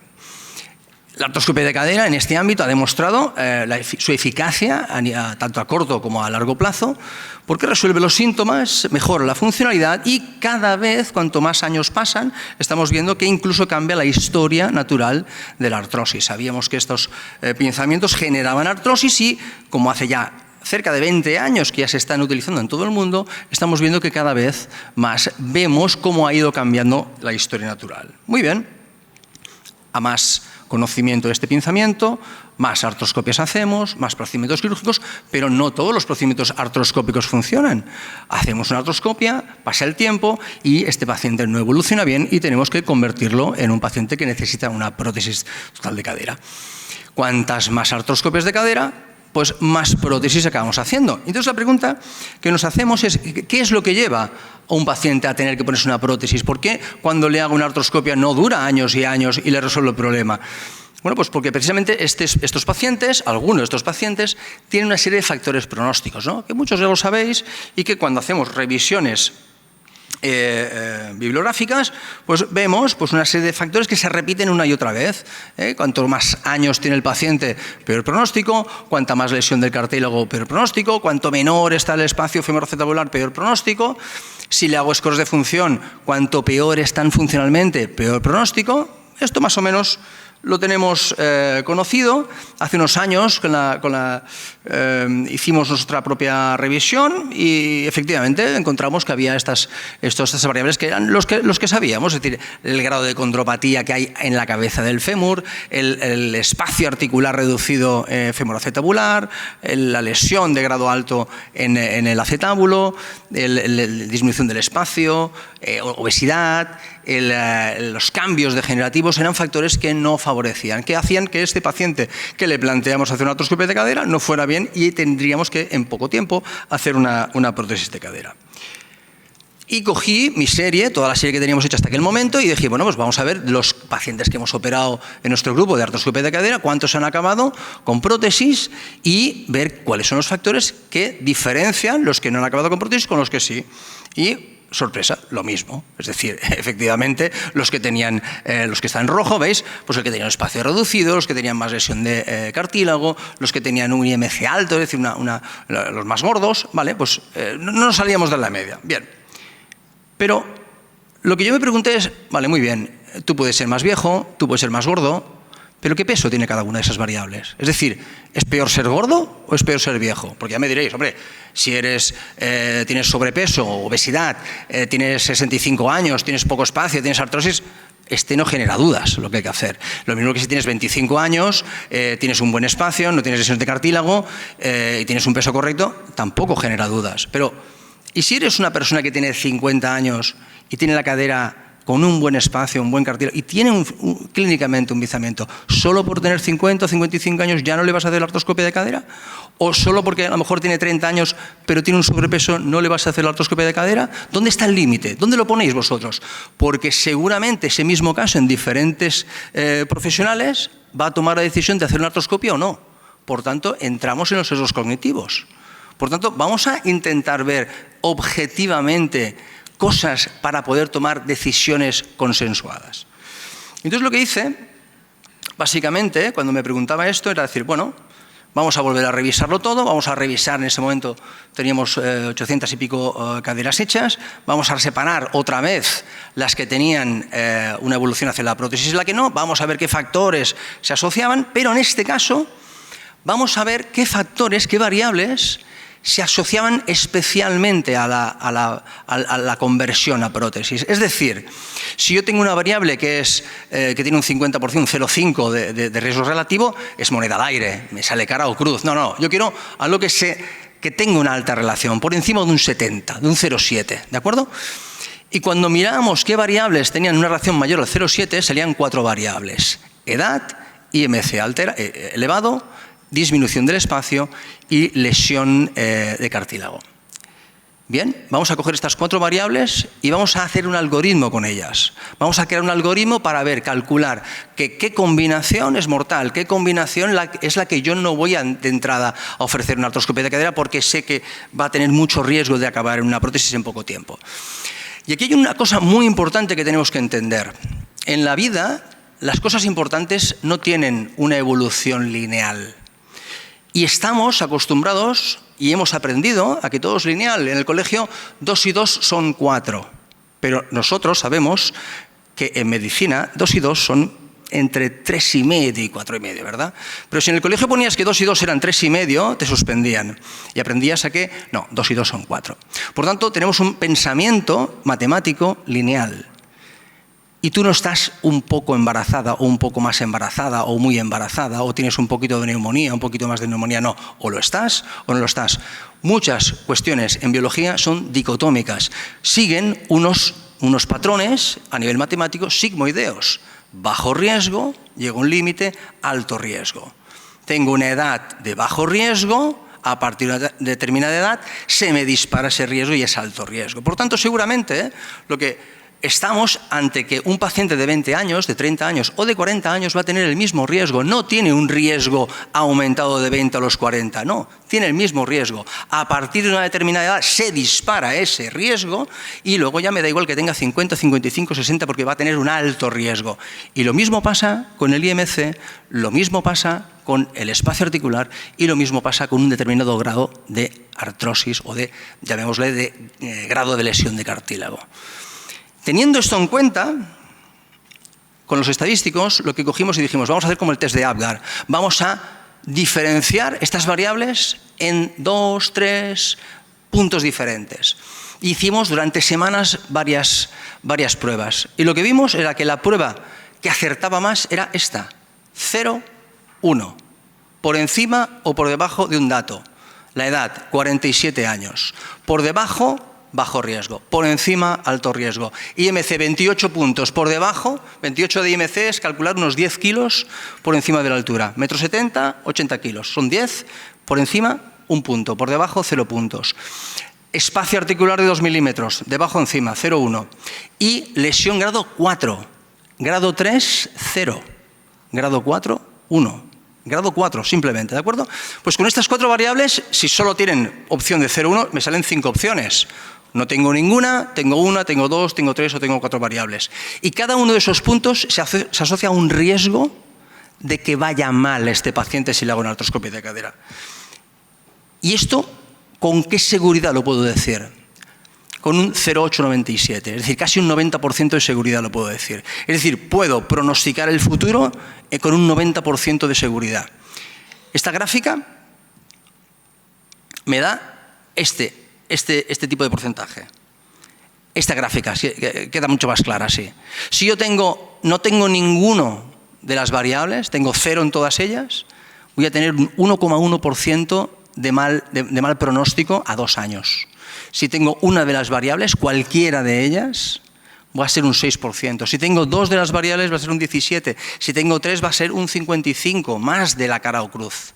Y si tengo las 4 variables positivas, voy a tener un 79%. Ahora decidir con esos datos. Con el paciente delante, oye, ¿qué hacemos? Tienes un 1%, coge la bola blanca, bola negra, yo siempre les digo, la bolsa, 100 pelotitas, blancas, negras, hay 99 blancas, mete la mano. Luego el paciente será binario, lo que decíamos antes. ¿Es blanco o es negro? Pero tu trabajo es decir, mete la mano o no metas la mano. Si tiene todas las variables malas, va a tener 80 de 100. Por tanto, seguramente no hagas una artroscopia. Vamos a hacer otro procedimiento. Vamos a una prótesis directamente. O si no quiere hacer una prótesis, vamos a buscar alternativas paliativas. Pero no te metas en una artroscopia porque no va a ir bien. ¿Bien? Y otro dato súper interesante. Cuando van mal de entrada. Porque el primer año después de una artroscopia, fijaos, casi la mitad hay que hacerles una conversión. En 2 años el 59%. Y en 3 años, 3 de cada 4 que van mal, te lo dan en los primeros 3 años. Por tanto, es claramente una mala indicación. Es que lo indicas mal. Por lo tanto, cuando un paciente no va bien después de una artroscopia de cadera, lo más frecuente es que no has acertado con esa indicación. No le has hecho un procedimiento adecuado porque seguramente este paciente tenía datos antes de operarlo que te estaban diciendo que no lo operes. Y por tus sesgos cognitivos lo has operado. Y este sistema sencillo estaba parecido, publicado por un grupo mixto de la Mayo, del grupo de Chicago, que casualmente tiene un porcentaje muy similar, 0,8, ¿veis? 0,894, casi un 90% de seguridad. Pero fijaos que parten de una idea lineal. Más edad, más progresión, un montón de variables. Yo soy muy práctico. Yo tengo un poco tiempo para los pacientes, apenas 8 o 9 minutos por cada paciente. Necesito algo rápido y fácil para tomar decisiones rápido. Un APGAR. Necesito un APGAR en mi vida. Pon un APGAR en tu vida. Esto está bien para hacer estudios, pero es muy difícil aplicarlo a nivel práctico. Yo soy galaico-catalán, con lo cual soy lo más práctico que vos podéis dar a la cara. Y este es el resumen. Aquí tenéis el HAR, el Seijas, cabrones los de mis amigos que me dicen el Seijas Index. Pues este es el riesgo que podéis hablar con vuestros pacientes, lo tenéis publicado, si lo queréis os lo envío, no hay ningún problema, está publicado en abierto. Y lo que he hecho es, como hay que hablar en positivo siempre, ahora hay que cuidados el lenguaje, le he dado la vuelta a la gráfica y simplemente le he puesto las tasas de supervivencia, que son más bonitas, ¿no? Supervivencia del 98% hasta el 20%. Es lo mismo exactamente, simplemente invertido la curva. Entonces, a la pregunta que decía al principio, ¿no? ¿Podemos adivinar el futuro? Pues tenemos un 90% de seguridad en cómo podemos al menos dar una estadística, dar un porcentaje de cuántos pacientes pueden ir y tenemos una herramienta que nos puede ayudar. Kahneman era psicólogo de las Fuerzas Aéreas de Israel y él trabajaba en una academia militar y durante días, cuando entraban los reclutas, él lo que hacía era hacerles unos juegos de equipo para ver durante 4 o 5 días, coger el tronco juntos e intentaba detectar quién era el que tenía madera o de oficial. Y en base a esos juegos, 3 o 4 días después, hacía su análisis y bueno, intentaba adivinar quién iba a ser oficial. A final de año veía cuántas veces había acertado. Y año a año, sistemáticamente, él y sus colegas acertaban el 50% de veces. Absolutamente aleatorio. Utilizó un algoritmo muy parecido a este. Y lo quiso implantar a sus amigos, a sus compañeros. Y se rebelaron, evidentemente. Hombre, yo que llevo 10 años, ¿cómo me vas a enseñar esto? Y dice, mira, hacemos una cosa, hacerlo igual, pero utilizar el score psicológico, que eran 5 ítems de 30 segundos. El ítem que utilizaba les dio un 90% de resultados. Pero la gracia es que cuando ellos pensaban y hacían su análisis pasó a tener el 90% de resultados también. Es decir, los expertos en una materia, cuando tienen herramientas que les ayudan a tomar mejores decisiones, toman mejores decisiones. Gracias.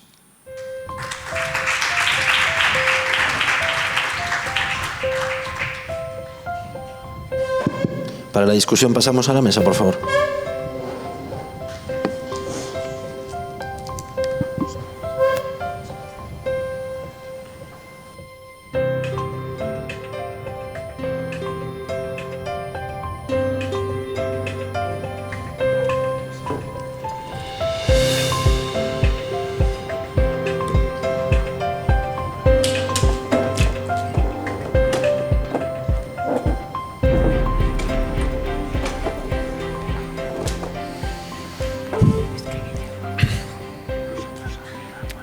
Os pregunto sobre lo que ha escrito la gente.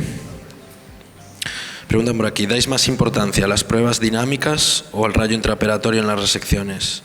Si ves que no choca, ¿te conformas aunque la radiografía no sea bonita? No te he entendido. Mira, ¿Das más ¿me escucháis? ¿No? ¿Dais más importancia a las pruebas dinámicas o al rayo intraoperatorio en las resecciones? Si ves que no choca, ¿te conformas aunque la radiografía no sea bonita? Es decir, si le das más importancia al rayo cuando ves la buena resección o dentro de visu en la cámara. Digo yo. No, cualquiera. Sí, dice. Bueno, pues lo que ha dicho Roberto, al final acabas teniendo un ojo que Yo me acuerdo cuando empecé que usábamos para el compartimento periférico la óptica de 30 grados y 70 para el central, y ahora lo hacemos todo con la de 70, o sea que al final pues educas a tu cerebro a ver las cosas de otra manera, ¿no?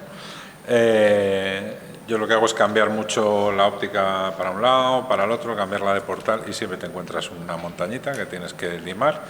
Y ya cuando entro en lo que llamaba un compañero mío la etapa obsesiva de Torres, me dan un codazo y tal, pues entonces hago una radiografía y luego lo que hago es pones la cámara, en vez de mirando hacia la jiba, hacia el otro lado para ver el labrum, saco la pierna de la tracción y flexiono y roto interno, le hago un test de impingement a ver si levanta el labrum o no levanta el labrum. La radiología es que engaña mucho, porque tú abres la pierna 10 grados más, 5 grados más y te cambia la jiba completamente. Hay una técnica también a nivel radiológica, si trabajas con escopia, y hay 6 posiciones más o menos que te pueden ayudar a decidir cuánto tienes que cortar a extensión completa y a unos 40-45 grados de flexión, en neutro 30 y 30 interna y externa. Vale, gracias. Son las 6 posiciones en las que te pueden ayudar a tomar la decisión de cuánto tienes que cortar. De todas maneras, tienes que ir con la cirugía en la cabeza previa. Antes en la consulta tienes más o menos que ver si, por ejemplo, en los casos de jiba, dónde está la jiba, dónde la quieres cortar, dónde va a darte más problemas, si vas a tener que abrir más distal o no, o si es un paciente que tiene sobre todo mucha sobrecobertura. Entonces, teniendo eso en mente, sí que tú puedes ver directamente lo que decía Raúl, es decir, al final tú tienes que ver cómo se comporta, porque puedes pasarte cortando y que quede el labrum demasiado suelto.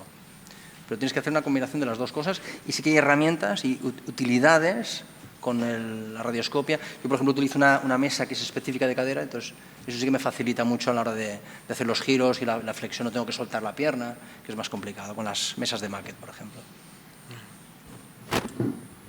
En el artículo ese que os presentaba de consenso, esa pregunta se hace, ¿no? Que los expertos opinen. Yo creo que es que no va una sin la otra, o sea, tienes que tener las dos cosas. Si tú planificas en base a una radiografía tu corrección y tienes una escopia, pues lo tendrás que ver y luego complementas, como ha dicho Raúl ahí un poco, jugando mucho con la óptica, cambiando de dirección.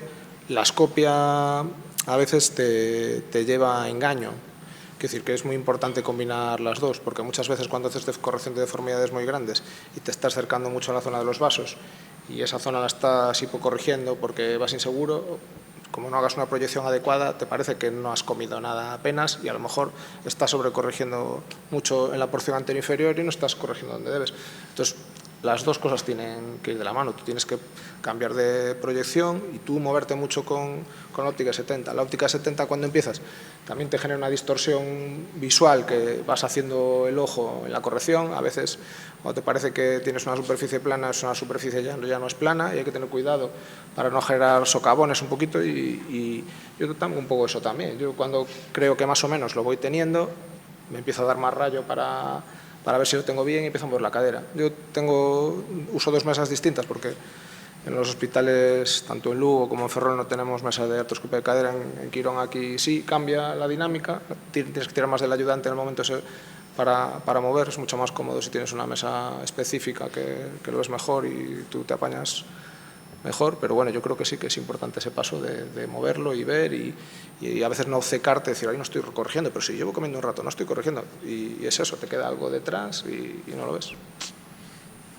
Y luego cuidado, porque he visto gente que haces una radiografía, ves que le queda un lomito y rin, vuelves a hacer la placa y sigue el mismo lomito y rin, y sigue el mismo lomito, y es que estás en otro sitio, que no hay nada más frustrante cuando empiezas artroscopia cadera que orientarte con la radiografía y el CAM. O sea, es que dices, pero ¿dónde está ese montículo que no lo veo, ¿no? Entonces, ojo, porque el CAM mejor resecar de menos que de más.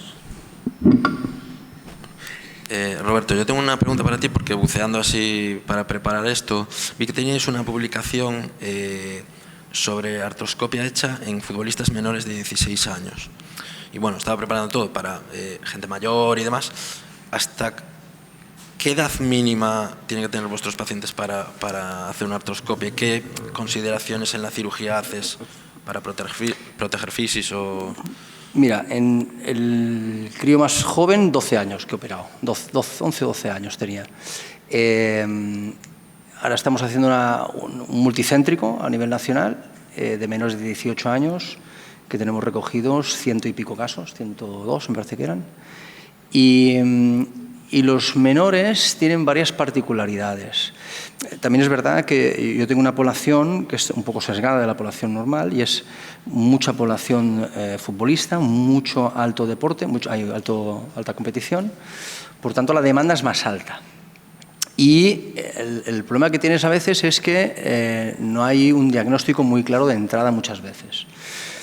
En menores es muy frecuente tener chavales con síntomas de choque femoroacetabular, con muy poquita deformidad o con rangos normales de morfología, una radiología normal. El problema es que la gente los ve, no tiene sobrecobertura, no tiene un CAM, no le veo ninguna lesión y pasan por una retahíla de pruebas cuando va empeorando el paciente, va empeorando, y te llegan pacientes que llevan meses y meses y meses sin capacidad funcional de caminar, de hacer deporte, de hacer nada.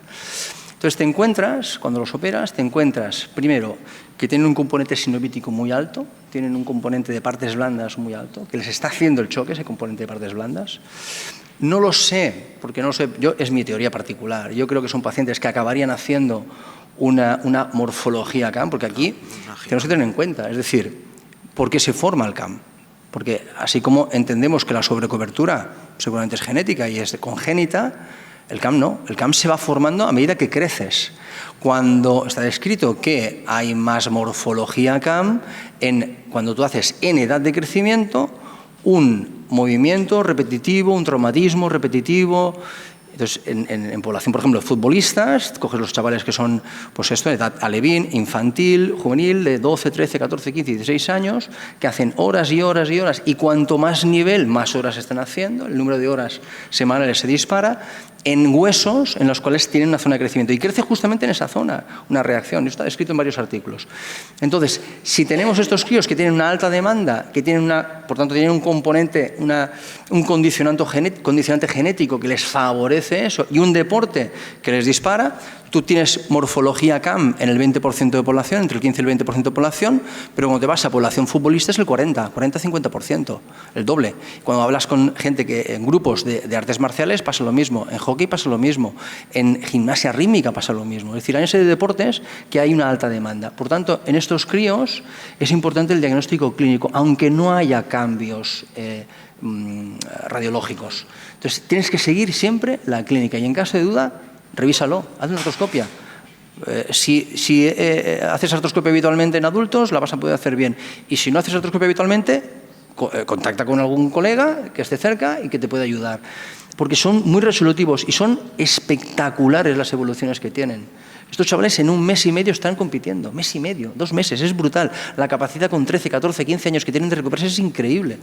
Entonces, su capacidad de recuperación es muy grande. ¿Por qué? Porque les tienes que hacer mucho menos. El componente óseo es mucho menor. Mucha parte blanda. Entonces, muchos colegas me decían, los pediatras me decían, hombre, pues esto es una sinovitis, trátala. Y yo ya, sí la hemos tratado. Pero si no les mejora, ¿qué haces? Si es un componente les infiltras corticoides y ya los has infiltrado. ¿Solo tratas la sinovitis? ¿O? No, les rebajo un poco el hueso. Siempre. ¿En esa zona? Siempre. 1 o 2 milímetros, porque estoy más tranquilo, la verdad. Me quedo más tranquilo. Silvia, ¿tienes alguna pregunta? Sí, una pregunta para el doctor Seijas. El paso de hacer una artroplastia, un paciente que ya está artroscopiado, sí. ¿Tienes algún abordaje de elección de cara a la inestabilidad futura protésica, supervivencia del implante? No, en el grupo yo personalmente no las hago, las hacen los compañeros míos, pero no tienen ninguna diferencia, tanto si se ha hecho como no se ha hecho una artroscopia de cadera. De hecho, Lo que hay es una vuelta. Después de las prótesis me los devuelven cuando tienen problemas de la cara anterior y no encuentran ninguna alteración protésica para que les haga una limpieza de la cara anterior, de la fibrosis que se les genera o la típica soitis que se habla, que al final es una especie de magma que se crea ahí delante, que no tengo yo muy claro, pero no hay diferencias en la indicación en el abordaje, ni en el modelo de prótesis, nada. Preguntan por aquí también, en pacientes con secuelas de epifisiolisis y giba o retroversión como secuela, pero asintomáticos, ¿cuándo recomendar artroscopia? ¿Lo escuchasteis? Al final del crecimiento. Sí, ¿no? Al final del crecimiento, yo creo que al final es lo de siempre, es decir, si tú tienes una morfología determinada, hay dos componentes, es decir, ¿qué te planteas? ¿Te planteas resolver el conflicto de espacio resolviendo la giba o tienes un componente de anteversión, retroversión que te planteas hacer una osteotomía? Es lo que tienes que plantearte de entrada, no es tanto la técnica. Entonces, dependiendo de lo que quieras plantear, tienes que hacer una cosa o la otra. Si realmente crees que puedes resolver el problema de secuelas de epifisiolisis, que es una de las teorías que había en cuanto a la formación de la giba. Es decir, ¿la giba se produce porque es una epifisiolisis? Hombre, pues seguramente algunas sí, ¿no? Pero la inmensa mayoría yo creo que no. No hay tantas epifisiolisis como para generar un 20% en la población. Pero seguramente alguna habrá, evidentemente, ¿no? Pero yo creo que la clave está en, vale, muy bien, una vez está cerrado, resuelve la giba, y si eres capaz de resolverla por artroscopia abierta, o si tienes un componente de versión que está alterada y planteas hacer una osteotomía, pues haz un tratamiento global en ese caso, ¿no? ¿Raúl? Sí, hay que distinguir la epifisiolisis operada con un tornillo que estaba mal reducida y que tiene como un escalón que... Esas, bueno, pues hay que plantearse si necesita la osteotomía, o la subclínica que se le mandó reposo al niño y bueno, pues tiene una discreta, pero es verdad que la giba, que al principio se decía que eran epifisiolisis subclínicas, la anatomía de la giba de una epifisiolisis y de un CAM son diferentes, la morfología. La epifisiolisis va más abajo y es más brusca, más mango de pistola, digamos, que... Había una cosa muy curiosa, cuando estuvimos revisando mucho los ángulos cérvico-cefálicos y tal, por ejemplo, las caderas varas se asocian, o históricamente las asociamos a masartrosis. Y todo viene por unos artículos de secuelas de tal. Entonces, no es que yo tenga de nacimiento una cadera que tienda al varo y eso haga masartrosis, no. La cadera vara que viene de un PERTES o de una epifisiolisis, esa sí que me hace. Entonces, ¿es por el varo o es por la patología previa, ¿no? Es una cosa que hay que tener cuidado con esto también. Sí, que es verdad que también aquí entra la teoría esta de la coxa rotunda evolutiva de los animales y tal, porque es verdad que las caderas que tienen un choque femoroacetabular tipo CAM pues suelen tener más offset, más varas, ¿no? Y las pincer son más displásicas, pues más valgas. Entonces, ese mango de pistola, en el fondo, que se asociaba de Stulberg a la artrosis de varones jóvenes, pues era el choque femoroacetabular y la epifisiolisis. Había varios estudios, por ejemplo, según la latitud de las razas a nivel mundial, en las cuales somos más valgos o más varos, intentaban encontrar una relación y no quedó muy claro la cosa. Bueno, hay algo ahí, pero que no acabamos de solventar. Por último, así ya además vamos en hora, ¿hacéis alguna terapia, cuando hay una artroscopia fallida, antes de la conversión a PTC, ¿hacéis alguna terapia puente? ¿O si va mal ya directamente planteáis? Depende cuál es el problema. Es decir, el problema es que tengo una cadera que va necrosándose, pues hay poco margen que tengo, le puedo poner una zona edematosa, le puedo poner algún tratamiento para intentar evitar el edema o reducirlo, pero hay poco margen. O tengo un espacio muy reducido, ahí tengo poco margen. Pero es como, debe ser independiente de que le hayas hecho o no una artroscopia. Es decir, un paciente que no le has hecho una artroscopia, que te viene como primera visita, tienes que analizar si realmente qué es lo que le puede mejorar a este paciente. Le voy a mejorar porque tiene un pinzamiento, le puedo hacer vía artroscópica o vía abierta, es igual. Si yo a lo mejor técnicamente no estoy cómodo haciendo una artroscopia, pues la hago abierta, no pasa nada. Pero le resuelvo el conflicto. O tengo un problema de cartílago y tengo que hacer alguna terapia de cobertura, como decía Raúl, de terapias biológicas o lo que sea para cubrir el defecto. O es un defecto global, o es un defecto en que yo tengo una disminución global del espacio, o tengo una cosa protusa. Es decir, Al final, tú tienes que analizar cuál es el origen del problema. Si lo puedes resolver, tira. Le hayas hecho o no le hayas hecho una artroscopia.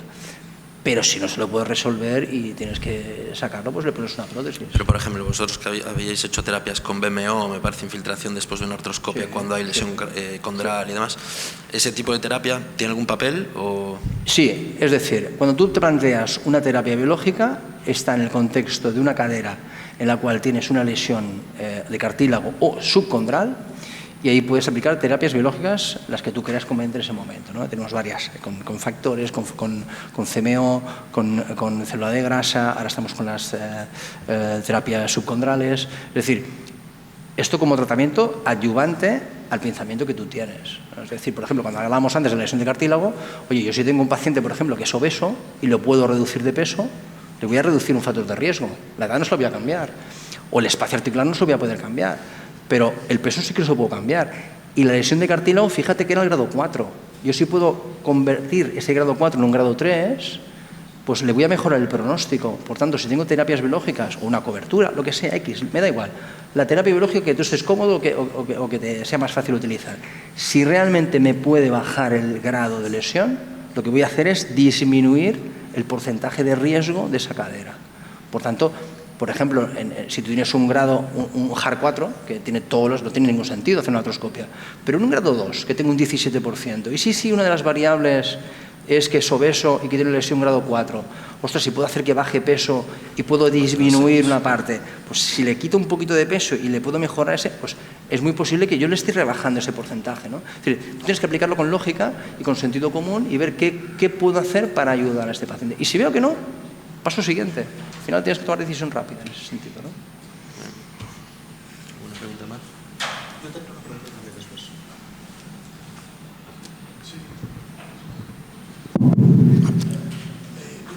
Quería haceros una pregunta sobre el tema de la planificación, ¿no? Básica, a la hora de las pruebas de imagen. Si veis un paciente que tiene un choque femoroacetabular, pensáis en operarlo, me imagino que la resonancia la pedéis siempre, ¿no? Para ver otro tipo de lesiones, cartílago, labrum y tal. Para estudiar bien la giba, ¿os dais por satisfechos con las diferentes proyecciones radiológicas que pedís o pedís un TAC siempre de rutina para planificar eso, reconstrucción 3D y estas cosas? Pues mira, yo te puedo decir lo que hacemos nosotros, que no sé si es lo mejor o no, pero es porque aquí dependes de tu medio. O sea, si tú ves a algún paciente en la Seguridad Social, le has pedido una resonancia y le quieres pedir un TAC y eso te lo va a llevar a 6 meses o a 8 meses, pues olvídate, ¿no? Yo tengo la suerte de que vivo en un medio más dinámico y con un radiólogo que ha sido el presidente de la Sociedad Europea de Músculo Esquelético y está a favor de todas estas cosas. Entonces él, que es del Pleistoceno medio, pincha las caderas con TAC, no las pincha con ecografía. Y entonces, aprovechando la jugada, a mí me hace una reconstrucción 3D del fémur. Entonces, yo tengo todas las caderas, no tienen un TAC, tienen 3 secuencias del TAC donde está el pinchazo para entrar y una reconstrucción 3D de mi jibita que me ayuda mucho. Entonces, pues tengo mucha suerte. Estás enchufado todavía. Tengo mucha suerte, pero yo creo que si las pinchara con ecografía me birlaban el TAC. Pero bueno.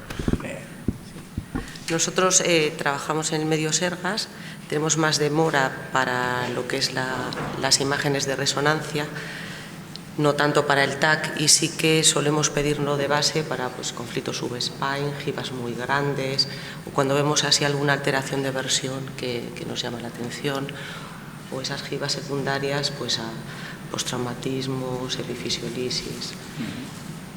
El resto no. Sí, nosotros hacemos un poco lo mismo. Para un caso normal, habitualmente pido un TAC. Pero si tienes una deformidad, su spine, o a veces en pacientes que no sé lo que tiene, que digo, a ver si los tiros van por otro lado, pues ahí yo creo que está para eso. Y probablemente en breve para otra cosa. Es que no sé si os pasa, pero nos tiene pasado en la consulta que viene el paciente, la exploración parece que tiene un choque femoroacetabular, la resonancia no se ve gran cosa, la radiografía no se ve gran cosa, pero el paciente la clínica la tiene y le duele la ingle y tiene incluso limitada la rotación interna. Entonces, hay algunos pacientes cuando lo tenemos más claro que a veces incluso pues, vamos pidiendo el TAC, pero los vamos poniendo en lista, porque es que si no, si esperamos a hacer todas las pruebas, ha pasado 1 año y pico, y cuando llegan a quirófano pues pasan las lesiones condrales que se veían ahí, que ya poco sentido. Algunos antes de operarlos los hemos visto en la consulta para volver a reexplorarlos y pedirles unas radiografías en carga solamente. Para quitarlos de la lista. Para quitarlos de la lista, tal cual. De todas maneras, hay una cosa y es verdad, tienes que estar muy seguro que es un pinzamiento clínico.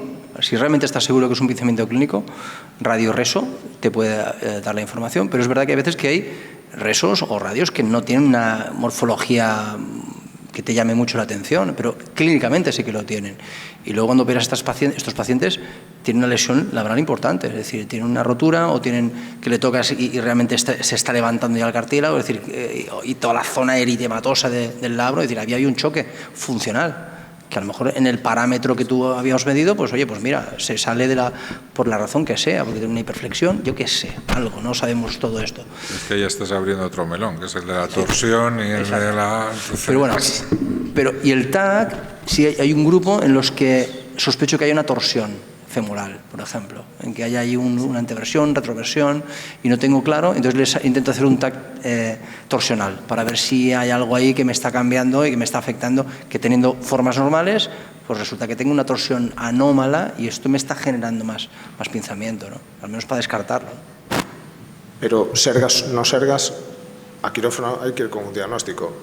No, quiero decir que tendremos que buscar la manera de hacer las cosas más ágiles en pro del paciente. A veces también nos escudamos un poco en la lista de espera. Eso tenemos que también nosotros tener algo de fuerza para poder gestionar esa patología de otra manera, y más en pacientes jóvenes. Ya sé que no se fue el gerente, pero es más fácil ahora así, ¿no? ¿Y lo hacéis con la artroresonancia o con resonancia? Resonancia, con normal. Sí. ¿De una sola cadera, con antena de cadera o con antena de pelvis? Las dos caderas. Las dos caderas. Sí. Nosotros con la artroresonancia. Yo con artro también. ¿Y qué creéis que os aporta más la artroresonancia? ¿Creéis que en muchos casos cambia vuestra indicación? Para quitarlo de la lista de espera. Si tiene lesión del cartílago, ya le digo... Por valoración de las lesiones condrales. La cosa pinta regulinchi. ¿Le dais algún valor al balance articular? Si tiene un bloqueo de la rotación interna, por ejemplo, y en la radiografía... Mal pronóstico. Sí. Claro, por eso lo digo, pero tampoco lo sale reflejado en ningún lado. O es un problema de torsión femoral.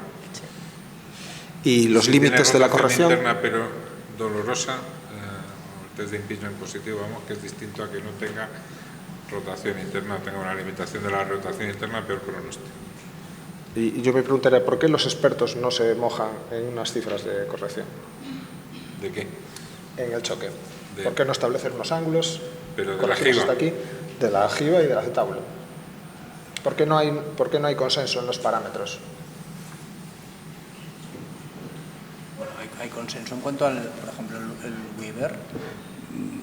Va variando, cada vez lo van subiendo más, de hecho. Sí, y al último ya hablan de 28 grados, que yo ya estaba flipando. Y el alfa entre 50 y 55 están las discusiones, está bastante establecido. El problema es, la discusión es cómo llego a él, porque al final tú estás hablando de un marco teórico, tú lo puedes planificar muy bien, TAC, lo que queráis, pero en quirófano no tienes TAC, es a ojo. Entonces, por mucha planificación que tú hagas, está muy bien, al final es, oye, Pepe, corto más o corto menos, ¿no? Lo que dice Raúl, hasta que el tal lado te dice, vale, que juega el Barça, ya, vámonos ya. Entonces, llega un punto que tienes que parar, ¿no? Entonces, yo creo que lo que decías tú, es decir, al final, si tenemos herramientas en las que nos puedan ayudar con navegación para ver hasta dónde tenemos que cortar, eso yo creo que es una herramienta que nos puede ayudar a ver el límite real, pero el límite teórico sí que lo tenemos. El problema es que a nivel práctico, ¿cómo lo haces? No tienes un TAC intraoperatorio para poder hacerlo, ¿no? Entonces nos movemos en ese ámbito que comentamos de artesanía. Del arte, absolutamente. Claro. Somos artistas, no te queda duda. No, artesanos. No, perdona, el artista es aquel que hace excelente el arte, la herramienta que está utilizando. No sé si yo sí es excelencia que hacemos, pero ojalá. La voluntad, por lo menos. Efectivamente. Bueno, pues lo dejamos aquí, si os parece, y vamos a la pausa para el café. Muchas gracias.